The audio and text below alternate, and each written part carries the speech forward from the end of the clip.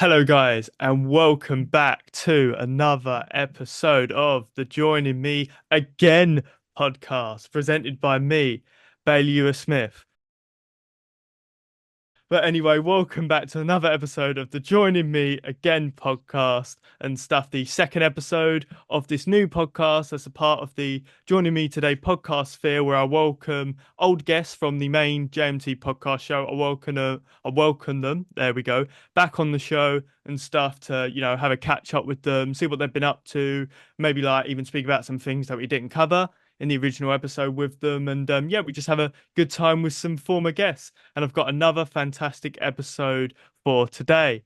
But before we jump into that, it's time for the former guest song recommendation segment on the Joining Me Again podcast show and stuff, as opposed to my main show and stuff. I not only is it just me who does a song recommendation, but I like to do song recommendations of former guests, like a song that a former guest has done. I like to recommend it, shout it out on this podcast.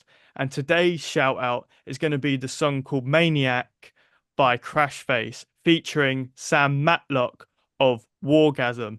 It is a fantastic, fantastic song. I love the Crashface guys. I interviewed them recently and stuff. I headed down to London and stuff not too long ago and stuff. There's some great lads. And Maniac is such a fantastic song by them.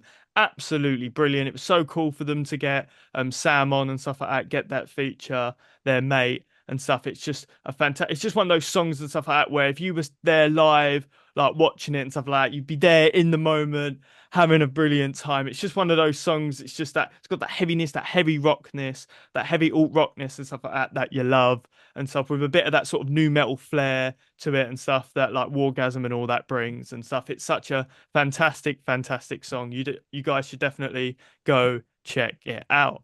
But anyway, now on to the main portion of today's episode and stuff, the interview portion.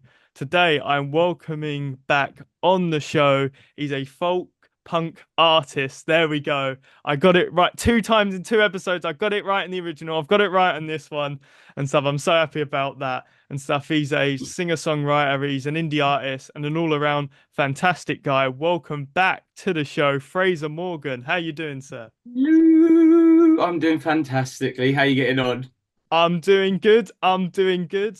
I'm once again I'm feeling tired as I am with most episodes. I probably said that on the last one. I can't remember and stuff. Probably a little bit tired because last time that was actually the time that I had to interview you from Norwich. I was actually at a family member's house Yeah. because I had to bring my desktop and all of that and because I'd got the days completely mixed up. But I'm here now I'm in the JMT podcast HQ at the moment. So Woo. you're getting the full JMT podcast experience.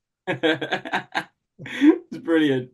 Ah, it's brilliant, brilliant. But yeah, it's fantastic to catch up with yourselves and all stuff like that. Like I want to jump straight into it because I'm really excited to talk about it. We was talking about your thousandth gig. You were preparing for it actually and stuff in the Yeah, last I episode. It was about was. a week before, and so a couple of weeks before Yeah. that happened, and now it's happened. Like, how do you feel about? I know we're a few months sort of from it, but how you feel? How do you feel about it now? About how it went down? Yeah, it went it went flawlessly. Like nothing went wrong, which really that was really nice for a start. Nothing went wrong. It was a fantastic evening, just full of just such really just good people, just really good people. Like the venue said that they had no problems from anyone who attended. Even the security said that was like the best gig they've ever worked there. Like it was just everything went perfectly, and the crowd were amazing. All the acts played were they were brilliant. The atmosphere was just yeah, it was insane. It was so good. It was hands down probably the best night of my life. Like still now I've got it fully recorded and filmed, and still now I'll like go back and just watch and be like wow, that was just not for like watching myself, but just like watching the atmosphere, like try just recalling the night, and I was just like, it's so good. It was just such a perfect night. It couldn't have got any better, to be honest with you. Yeah, and it really was a fantastic night and stuff. Because I was actually there, so I sort of yeah, it was really was fantastic. It's like and when you say about the flawlessness thing, it really was like everything sort of went well. There wasn't like oh we're waiting here 20 minutes, like something's gone wrong, a guitar's broke. Like no, and the atmosphere was fantastic. You packed out the room and stuff like that, didn't you? It was a Yeah. sellout gig. Like when you were seeing the fields of people, you must have thought they're all here to see me. That must have been insane. I, I don't think I really processed it until a couple of weeks after. And Mm. I kind of, when I was doing it, I was like, right, I'm playing a show. It's just everyone in this room is someone that I've met along my journey, whether it's artistically or personally. So this is just like a night of like celebration for everything. And then watching the videos back, it's not a sense of like, oh, they're here to see me in like an eager way. It's like, wow, I can't believe those people like showed up and wanted to be a part of that milestone of that evening. And people have traveled really far. Like I think someone came from Germany, which is bananas. Like, yeah, it was incredible. And I just I'm very bad at like I'm constantly having the visors on and looking forward, but I'm just really proud of that evening because I kind of, yeah, I did it off my own back. Like no one else. Like I basically rented out the venue myself and chose all the acts in the lineup, and I got the charities in there and stuff, and did every like I just, yeah, I I pulled it off, and I have no idea how, and it would just it went far better than I ever could have thought, and I was just so and still am so appreciative for all the people who came and showed up, and we managed to raise some money for charities as well, like the homeless charity and the LGBTQ plus charity, and yeah, there was just oh yeah, it was incomparable. And it must have also had it must have also had that sort of added layer of like you weren't just there just doing some random sort of headline gig sort of this was your 1,000th gig celebration. Like it must have been when you sort of had such an amazing experience, you know what I mean, at that headline gig. It must have made all of those times traveling around the country, having all these gigs, it must have made it all worth it in the end, didn't it? It yeah, it was certainly something that I look back on and went, "Ah, this is why I did it all. Right, this is why I spent all those times walking in the rain to the bus stop and getting off and going and playing to two people and losing money and being tired and wet and cold and going back and feeling really down. Like it was extremely just validating and reassuring. I was like, okay, like I came away from it and went, right, this for a while I wasn't too sure what I was kind of shooting towards, but I knew that I just wanted to keep gigging. And then after that night, I kind of reflected and I was like, that's why I'm doing what I'm doing. I want more of that.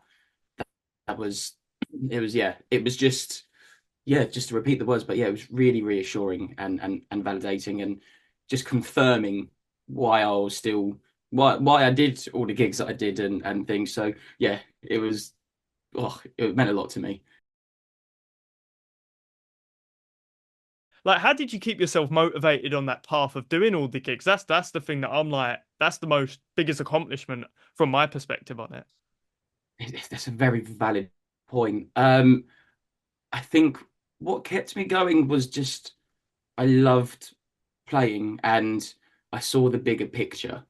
So when I went and like, out of the thousand, like I've probably done at least six, 700 maybe where they've been really quiet or I've messed up or I've lost money. Not that money is important, but there was all these kind of things that could have easily deterred me and stopped me. But it was my love for it, and I saw the bigger picture. I knew it was just an investment. Even if I went and played to two people, if it was to sound tech and the bar staff, at least I've played to someone, and you don't know who they know, and the song might resonate with them, and then they might hop on board and join the the community behind the music and stuff. So it was constantly just bigger picture, like bigger picture. Just keep investing, keep playing because of that. But the main reason is because you really enjoy it. Well, you wouldn't have become an artist, you know what I mean, if you didn't enjoy it and stuff. And I bet you that was sort of a big part of it and stuff. We've got to talk about once again the story of the date where you'd booked it 2 months in Oh, advance. So you had to rush a lot of, in terms of how many gigs you were yeah, doing in it, you had to do a few more in a short amount of time than you expected. Like, yeah. how do you view back at all of that now? Well, that's it because yeah, you're right. So I frequently get the month, the sixth month mixed up as August, even though August is my birthday and I know it's the 8th. But it wasn't until about 15 minutes after I announced it in the December when I was like, oh, I've given myself 6 months to do how many gigs do I have left? Probably about 90 gigs. I was like, I've got 6 months to do that.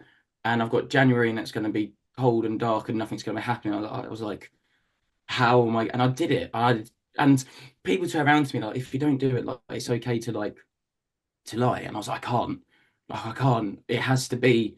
And thankfully, I did do it. I did. I went and played so many pubs and venues and parties and yeah, it was. I don't know how I did it. And looking back, it's well, I know how I did it because I love playing, and I probably would have done that anyway. But that stress and pressure at the time was insane. And about a month running up to it, I just stopped.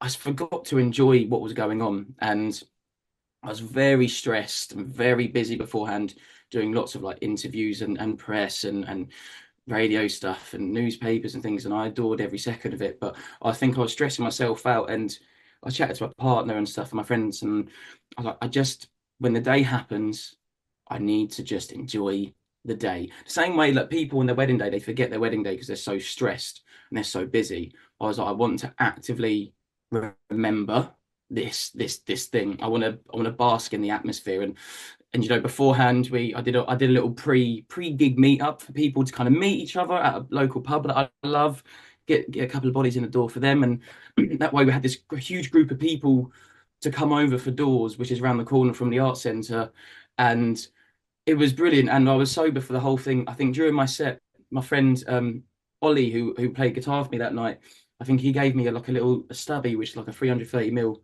of beer, and put it into a mug for me.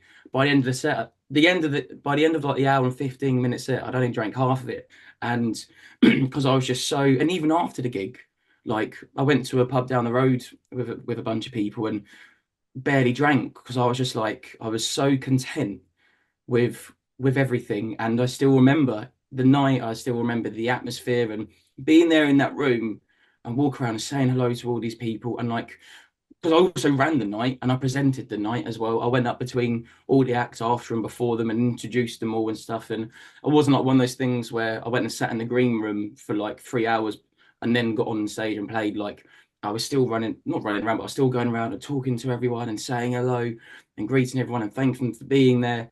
And then got dressed and then went and played the show. And yeah, it was yeah, it was. Oh, I'm so happy, and yeah, I remember everything and the atmosphere, and that now is my new anchor point of why I'm doing what I'm doing. And even like straight afterwards and stuff, I think I even remember you making a post saying like, on to gig 1001, like you didn't see the mission as complete. That was just kind of like chapter one, or however you want to phrase it. Like, is that how you Yeah, kind of always been? You've always been about, all right, this is done. All right, let's on to the next thing. Like, you know what I mean? yeah. Just keep Like going and going on that grind. I don't unless it's for like your mental health or you're tired. I don't see the point in stopping. So literally the next day, I had my 1,001st gig in London, um, and I just my outlook on it is if I have the time, if the evening's free, then why wouldn't I go and play? And money. I don't have money. Like I don't. I live a very normal, sound life, and I'll still go play gigs now where I might lose a bit of money, but because in me, I see the value in going and playing. Like I love driving, so I'll enjoy the journey there. And then I love meeting people. I love meeting new people. I like meeting old friends and then playing my songs because my outlook on it is I enjoy it, so why wouldn't I do it? And then also if you want it to look after itself one day, you've got to invest in it. And so there are gigs where I might go and play and make break even and might lose a bit of money. Who knows? It depends on the situation. But I'm content with the thought of instead of sitting at home and watching a bit of TV or something, I'm happy with the thought of going out and driving and playing a gig and meeting new people and showing new people what I do and maybe lose 20, 50 quid because there's more value to me in playing the show and meeting the people than there is the financial gain in a bank account. So, and that's where life is lived. I'm not going to remember sitting down and watching TV that night. I'm going to remember going and playing my songs, and maybe one person come up to me and being like, "That song really resonated with me," or that song spoke about my feelings that I haven't really had the chance to learn the terminology behind, and thank you for that. And and if you want people to know about you, you've got to go and show them, because the internet is a vast place, and social media is good, but it only goes so far. And if you've got something that you think has legs, or like you like, or you would like to show other people, then you've got to go out and show other people. You've got to gig it. That's my outlook on it. Is you've got If I've got all these songs, I'm not gonna grow by not playing gigs. Yeah. So, and that's why it's constantly like, it's not it used to be so much of the right, next thing, not looking back and reflecting, but it's now like, right, why, unless I have a reason to not gig, then why wouldn't I?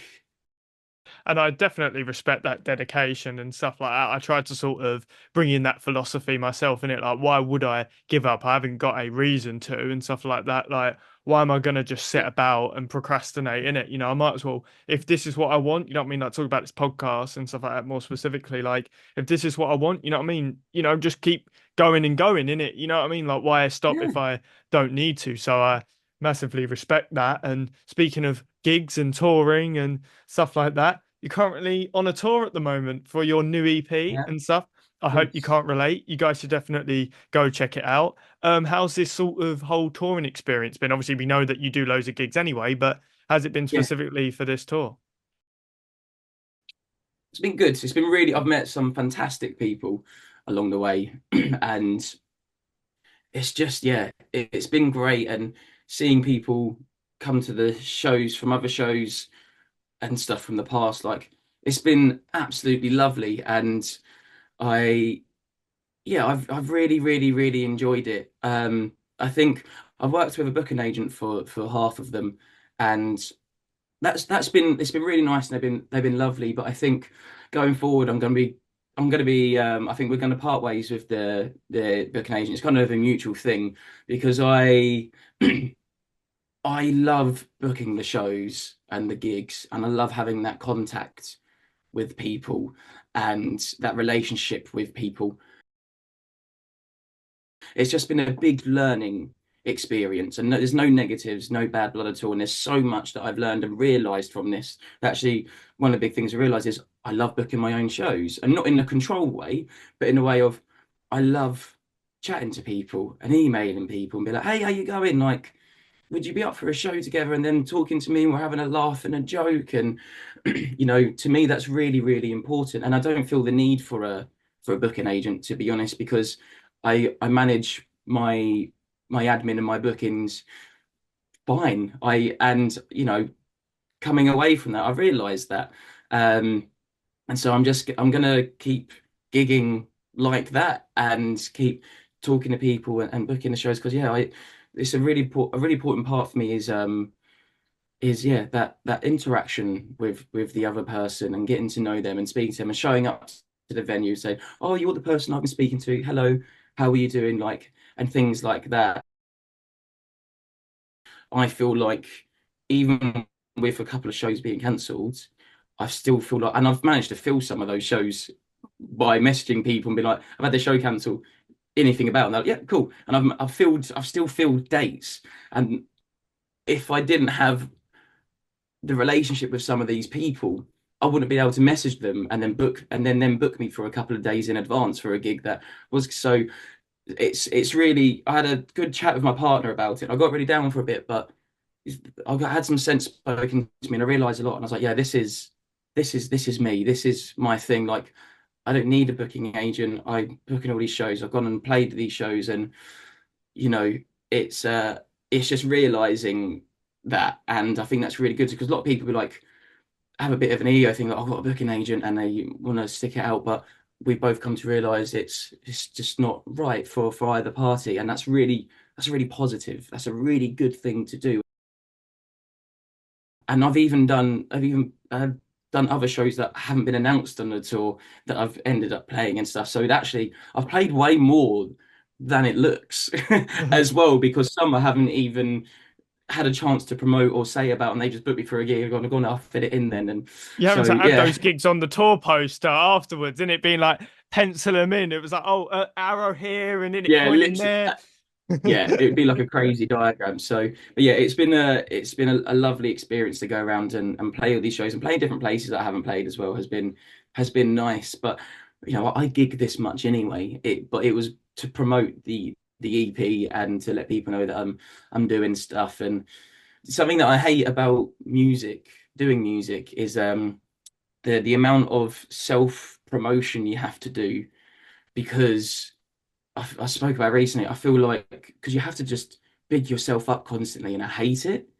And I, it feels weird being like, look all these great things I'm doing. Like I feel like I'm making out of myself in the mirror all the time when I'm having to post about it. And it makes me feel a bit weird and icky, because that's not what I got into music. So, I'm happy to celebrate my successes, but also as well as my quote unquote failures or losses, because that's just more of the realistic part of it all. And I'd rather be honest and truthful to who I am, rather than try and keep up this image of all this greatness, because it's not real and it's not relatable. And I want to be uh, real to myself, because I know that people can relate to even the weirdest parts of me. I know people out there can relate to. So that's just something that's been really important to me.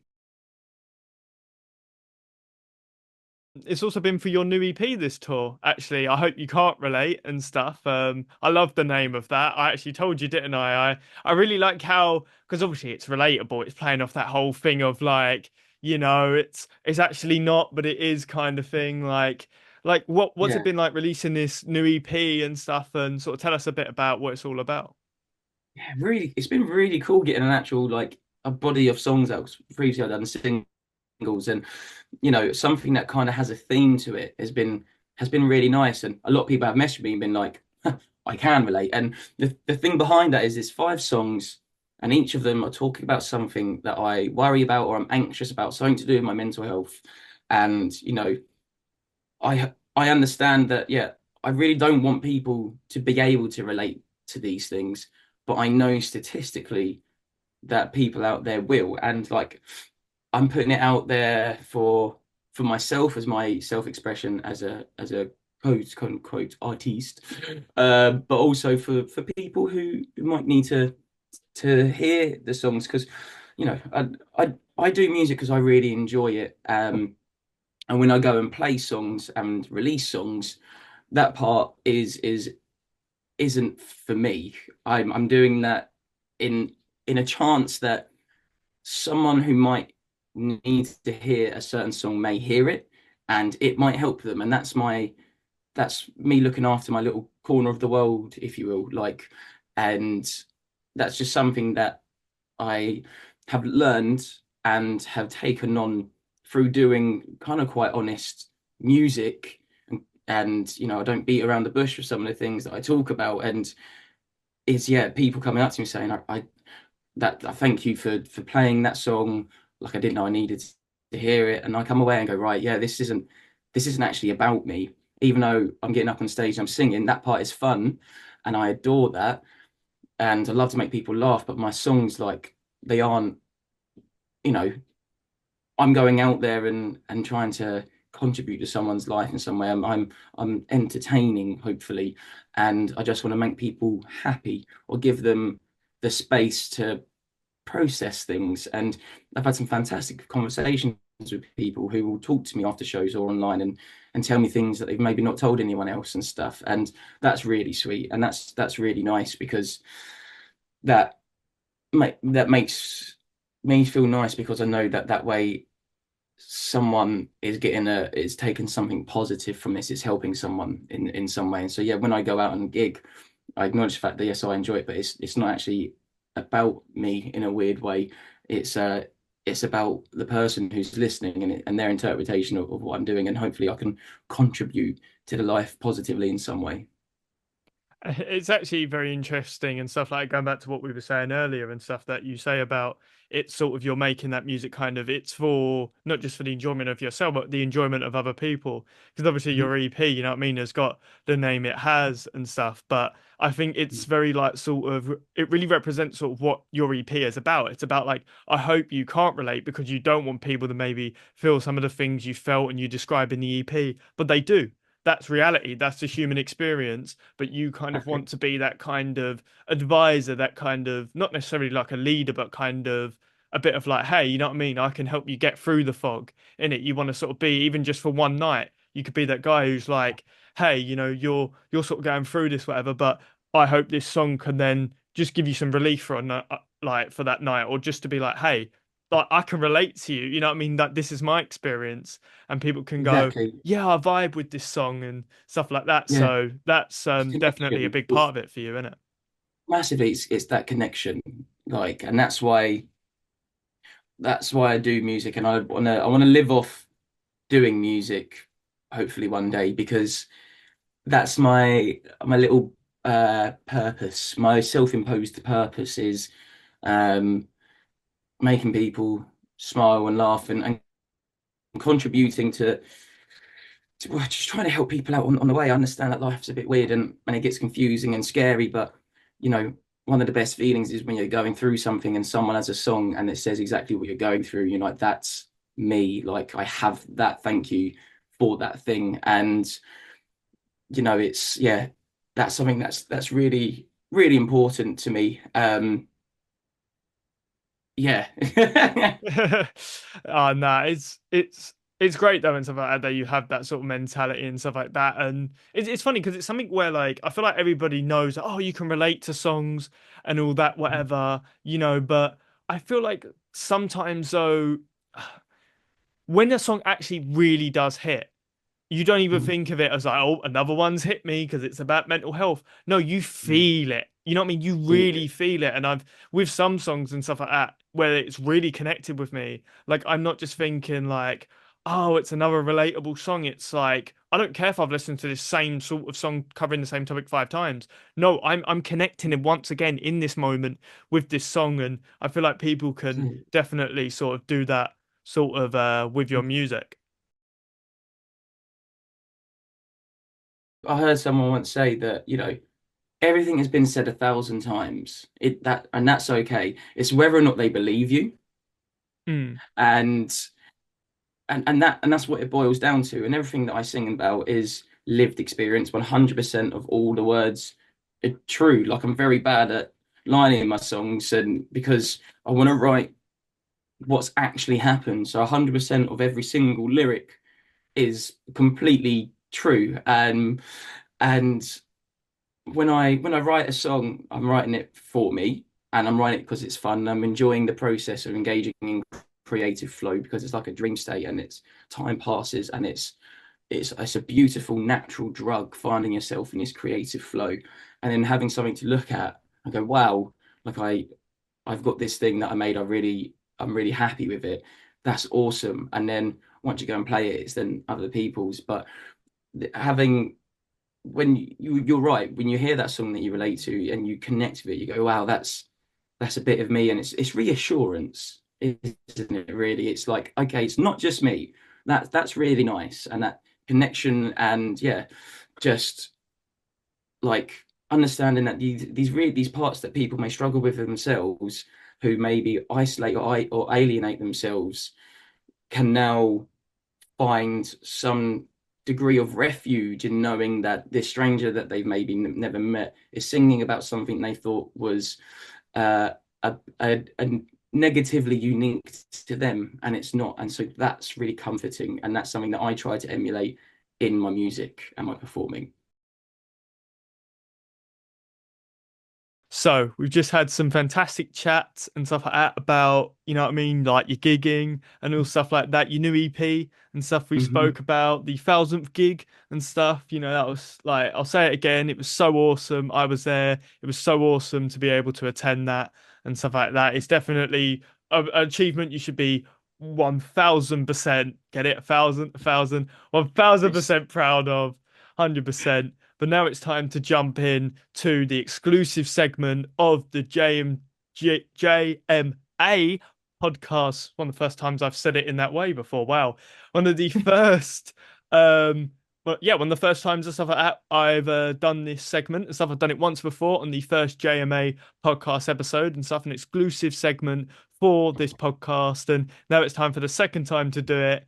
Presenting now the show us the photos then segment of the JMA podcast and stuff. This whole segment and stuff is all basically about it's playing off the whole when you have catch ups, people show you photos. You know what I mean? It'll be like, oh, I just went on this holiday, mate. Look, I've got to show you like here's a picture of the beach, here's a picture and stuff like that. Like when I was at the zoo and stuff like that. You know what I mean? Here's a picture of what my kids like got up to and stuff like that. It's playing off that whole kind of thing. But Like that. the way it works is that my guest has already gave me their holiday photos and I'm getting them to explain the context of them. They're not actually holiday photos, but it's playing off that whole thing. I'm going to now show Fraser 3 photos related to himself and he's basically going to be explaining the context and all that sort of around them. So are you excited for this? Yeah, I am. I really am. I haven't had this before. This is brilliant. So here we are with the first photo and stuff. This is actually a screenshot from a video I took. Funny enough, speaking about me being at the 1000th gig, this is Yeah. at your 1000th gig. This is a screenshot of a video I took and stuff of you there. But anyway, like sort of explain the context of yeah, sort of this photo. I've explained it a bit myself, but yeah, sort of tell us what this is all about. Yeah, I mean that is me and the band playing the 1000th gig at the Art Centre with a lovely bald head in the front of the camera, actually. I just realised that, innit? That is a shite. Look at that. He's polished that because that's reflecting perfectly all the colours from it. Look at that. Fair play to you, mate. He's been getting the old what's that polished Mr. Sheen or something? I don't know, but he has been working hard on that head. Fair play to you.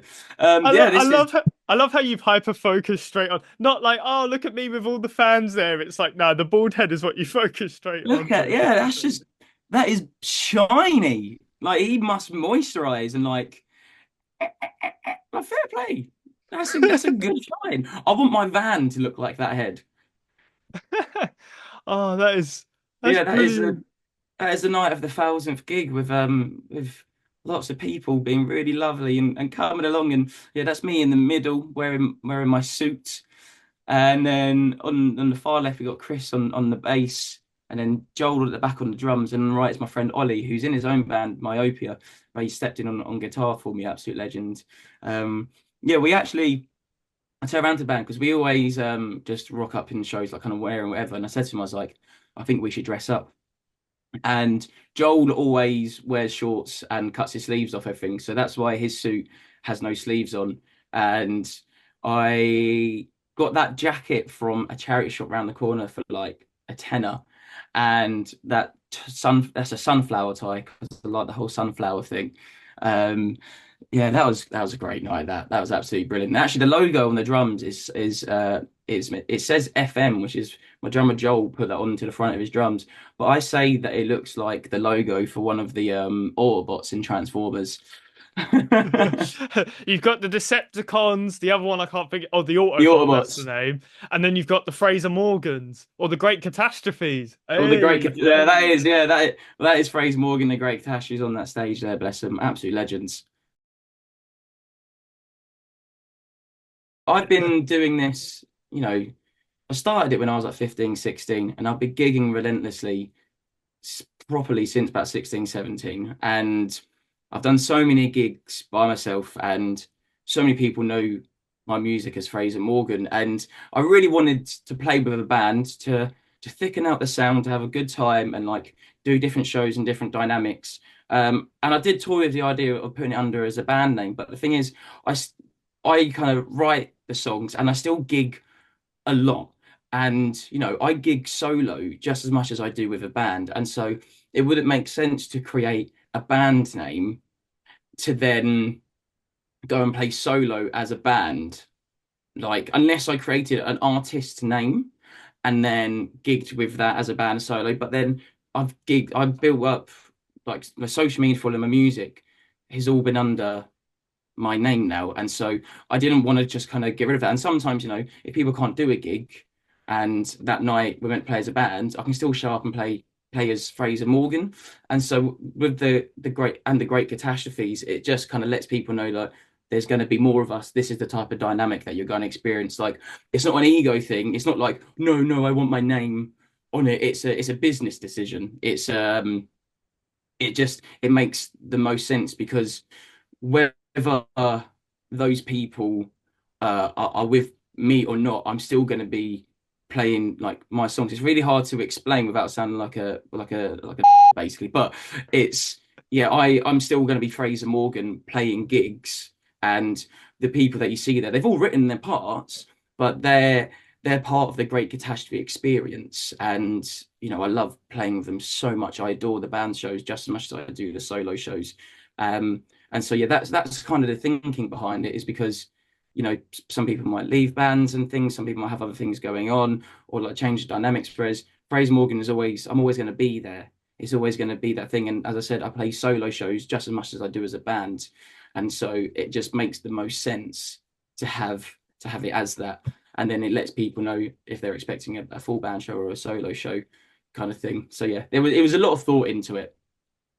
It's actually quite interesting as well because I've just realised I'm wearing a Panic at the Disco sort of shirt, so that's actually Oh, quite relevant because obviously Brendan yeah. Urie, for those who don't sort of know whatever and stuff like that, like obviously they're a famous band. I think a lot of people actually know Panic at the Disco. I don't actually have to explain who they are, but sort of he was a solo guy, Brendan Urie, like sort of representing himself as Panic at the Disco for a long time, but he would still have touring sort of people around him who would jump in, jump out, and stuff like that. Probably do stuff like write their own parts and stuff like sort of yourselves, whatever, and stuff. So it's kind of like that, Mm, and it's kind of you could sort of be a band and not a band, and it's you can get the contributions of a band and be like, hey, look, you know what I mean? We're here as a mm, band sometimes, or sometimes I'm on my sort of own in it. It's to allow you to have these it's to separate the two worlds in it. Sometimes it's you doing solo pub gigs, sometimes yeah. it's like this where it's a big band experience and stuff. It's about kind of sometimes separating it and then sort of coming together and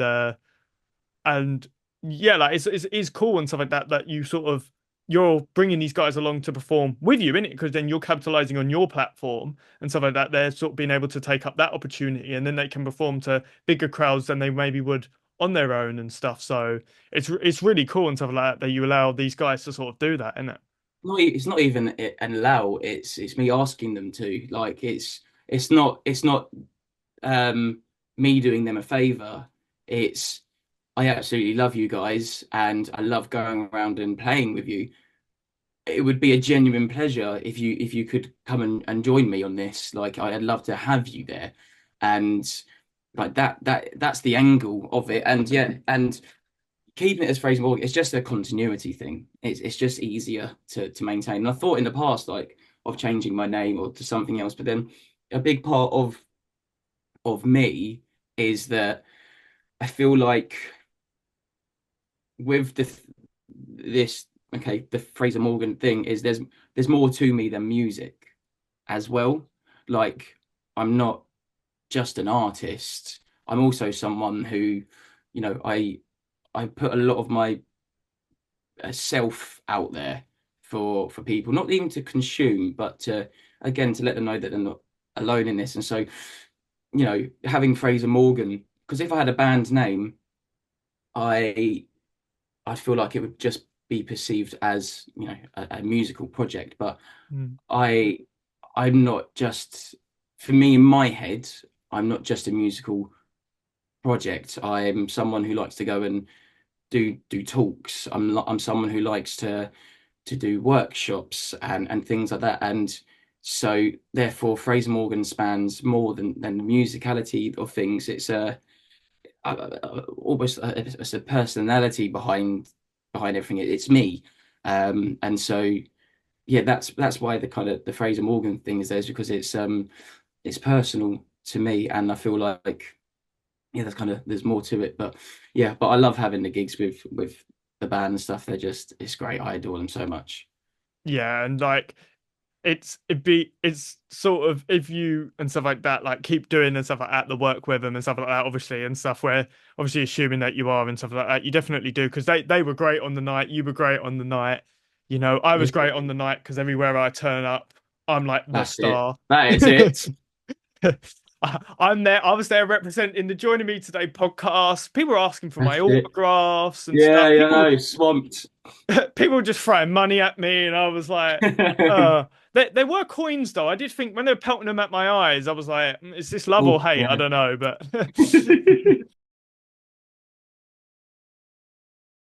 But anyway, is the second photo Yeah. and stuff. I believe this is you with your mate Medium Build. Actually, I know you recommended one of his songs last time, but Ah, I, yeah, sort of explain a bit of the context of this.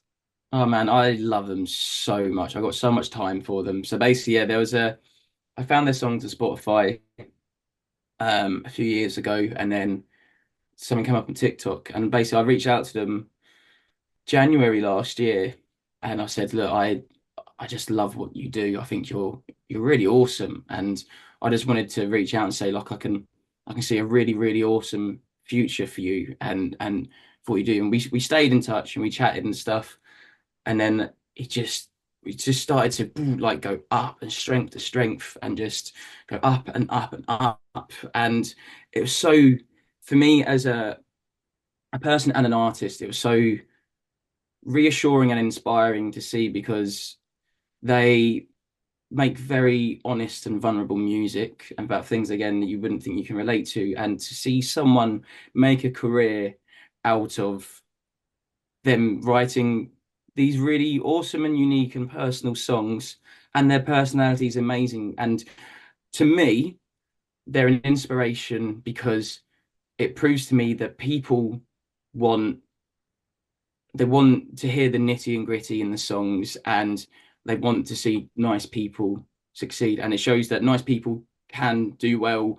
And they're just, yeah, they're fantastic. And I went to see them at they came over, I can't remember, actually the start of this year, I think. I went to see them at the London show, and caught up with him a bit then, and that was awesome. And his best mate Paul, and then I've seen him at every show he's done since. I think I've been to like four of his shows, and he's like spoken to me here and there, and he's given me like help and advice and things. And they're getting quite big now, and so I'm not. I'm not like a crazy fan, like in terms of crazy fanness. It's just like I have a pure adoration and admiration for who they are as both a person and artistically.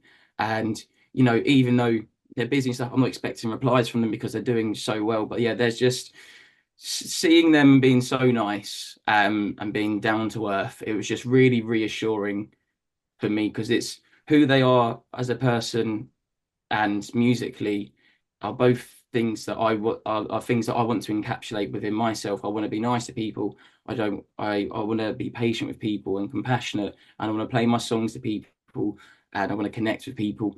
And they as an artist embody and person embody these things too. So yeah, it was just there's just someone that I really look up to for these things. And yeah, that's this picture. And this is when I went to see them at their which show would have this been when I saw them? Their second or third? What was the second one?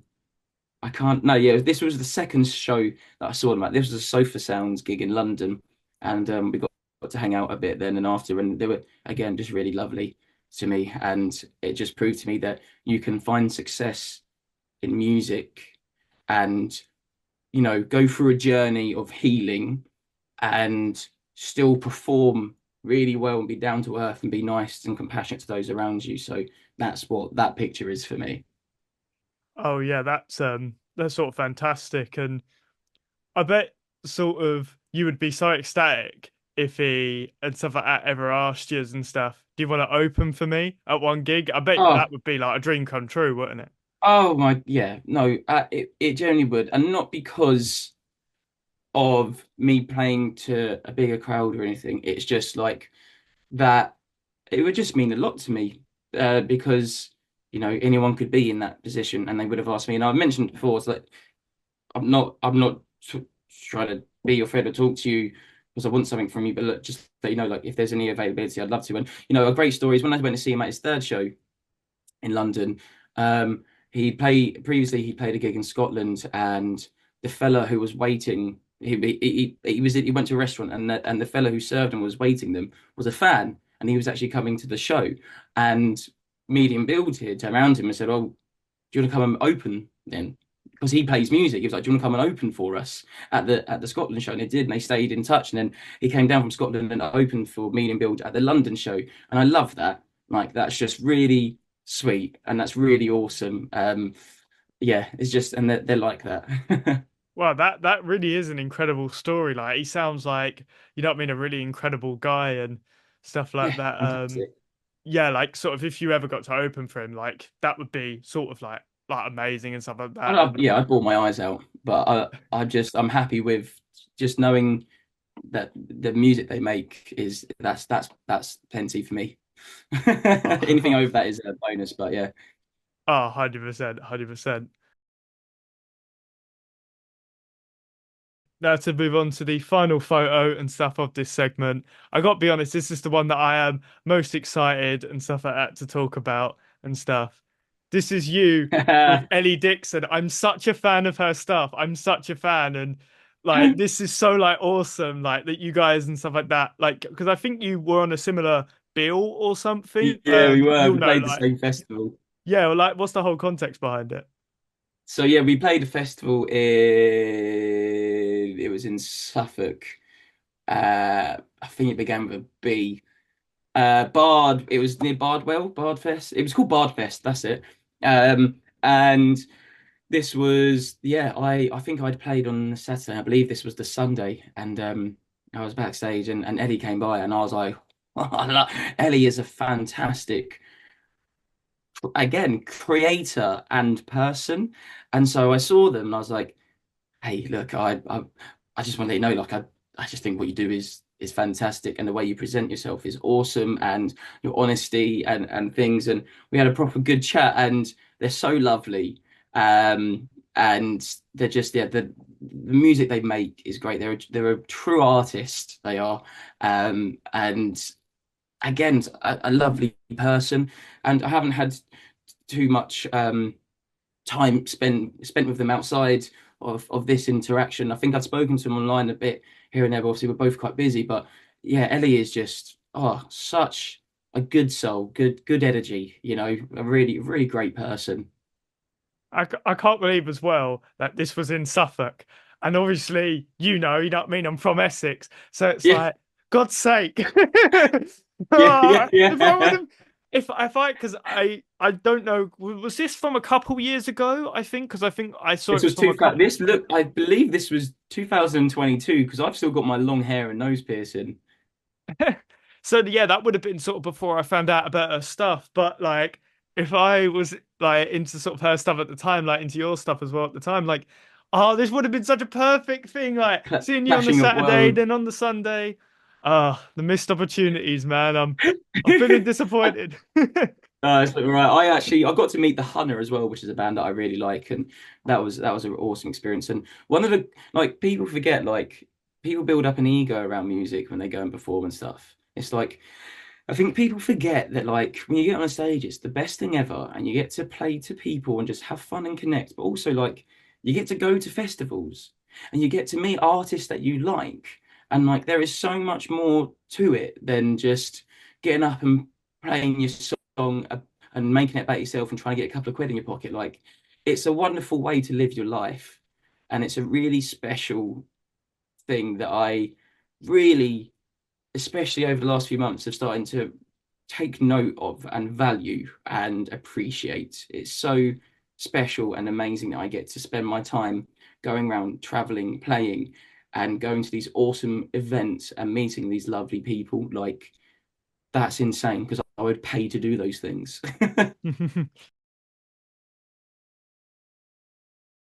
But yeah, no, that was fantastic and stuff like that. It was fantastic being able to go through and stuff like that, those photos and stuff. Another brilliant. Show us the photos then. I really loved that segment. It was great being able to reveal some of the context and stuff like that of those images and stuff. I was going to put the one in there of when you got to meet your favorite celebrity, me. But You. I don't want to self-aggrandize too much. We're coming to the end of the episode now, coming to the end and stuff. Before we go into the sort of the not final greetings, I guess, but kind of like the final sort of section and stuff like that. I'd really like to talk about and stuff very quickly. You got the opportunity to open for Tom Walker. How I was that? did. That was That was crazy. cool. That was really cool. And his team were really lovely. And he's so lovely as well. And we got to sit down and hang out for a bit. And it was so nice. Like, and people showed up, even though it was raining and stuff. People showed up for him, and I got to play to lovely people and meet some people, and just yeah, I love Tom Walker's music as well. You see, and so you know, getting that opportunity, it meant so much to me.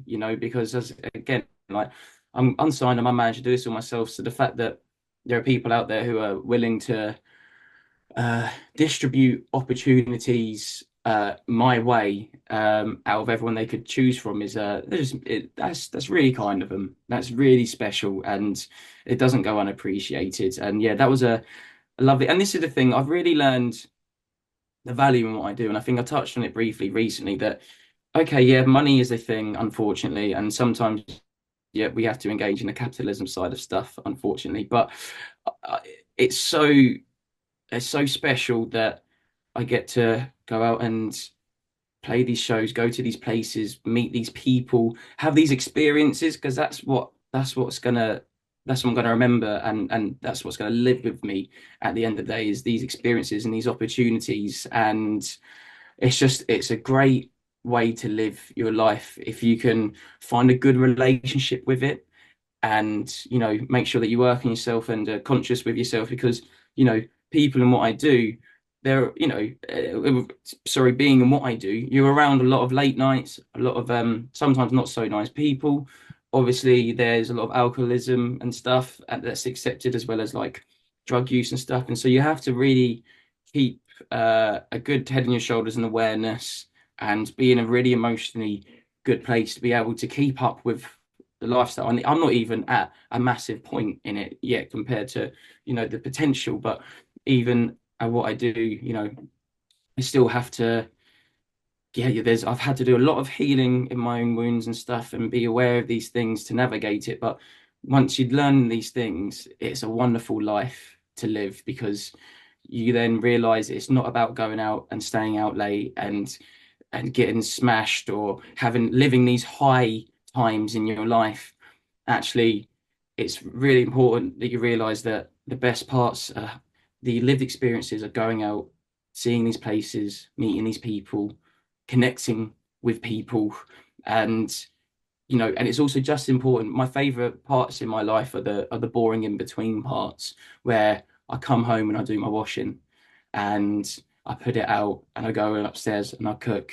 Like when I come home from, if I go away from Thursday to Sunday and play a bunch of gigs, I'm spending Monday and Tuesday just cooking, cleaning, doing my washing, going for a walk, playing some games, and like just the slow downs. Yes, it's a really awesome life to live, going out and doing all these lovely stuff.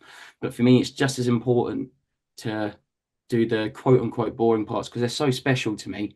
And having the fast parts is great. And then having the slow parts. Like once I did Boomtown, which was insane. And there was nothing more humbling than playing Boomtown and then coming home and open up a bag of your washing and the smell of your body odor uppercutting you in the face. There was something really beautifully humbling about that, because I'm like, I'm no one special. Like I'm no one in everyone is intrinsically the same. They have the same value, and no one is more important and more special than the other.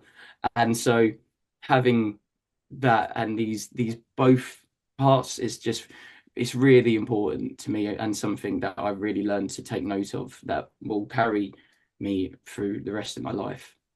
Oh yeah, and your authenticity and stuff like that, is something that definitely bleeds through and stuff like that in a fantastic way, and it bleeds through into your music, your personality, and stuff like that. Obviously, like I really sort of appreciate your authenticity, and sort of the same with sort of Tom Walker as well. Like, I feel like he's a very authentic sort of Mm, real person and stuff, and it's actually quite funny because it's one of those things and stuff talking about sort of authenticity and stuff like that.